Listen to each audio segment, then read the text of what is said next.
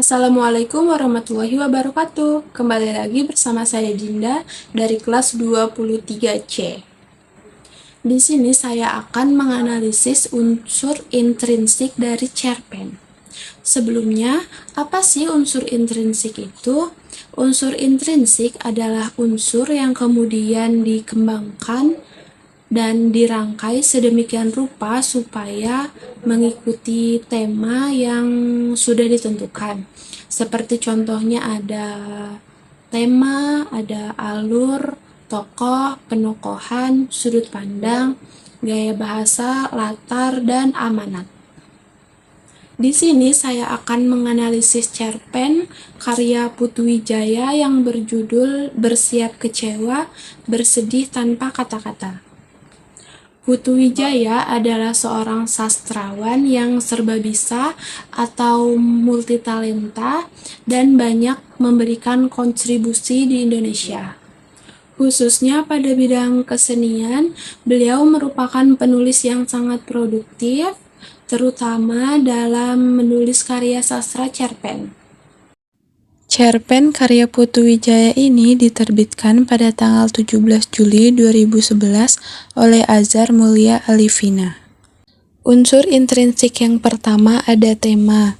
Tema dalam cerpen ini adalah kebahagiaan yang tidak terduga. Hal tersebut karena tokoh si bapak dalam cerita pendek menginginkan bunga yang hendak dibelinya untuk hadiah ulang tahunnya. Yang kedua, alur. Alur yang terdapat pada cerpen ini adalah alur maju. Cerita pendek tersebut dimulai dengan tokoh si bapak yang menunggu toko bunga buka hingga pada akhirnya si gadis penjual bunga mengantarkan si bapak pulang ke rumah. Yang ketiga, tokoh. Tokoh si bapak yang bersifat antagonis dan tokoh si gadis penjual bunga yang bersifat protagonis. Yang keempat, latar. Yang pertama latar waktu di pagi hari, yang kedua latar tempat di toko bunga dan di jalan, yang ketiga latar suasana, bahagia, kesal, dan penasaran. Yang kelima ada sudut pandang. Yang pertama sudut pandang orang pertama, tokoh utama terlihat pada dialog berikut. Aku menunggu setengah jam sampai toko itu buka.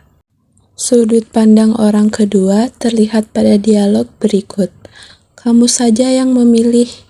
Sudut pandang orang ketiga terlihat pada dialog berikut. Dia menunjukkan ke sebuah rangkaian bunga tulip dan mawar berwarna pastel.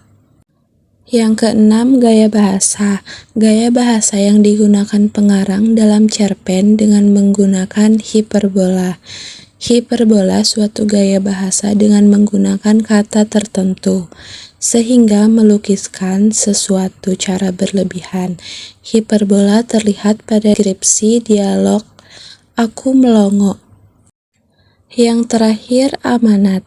Amanat yang bisa saya ambil adalah berbuat baiklah kepada semua orang dengan ketulusan tanpa memandang status sosial, ekonomi, suku, dan agama. Baik, sekian dari saya. Assalamualaikum warahmatullahi wabarakatuh.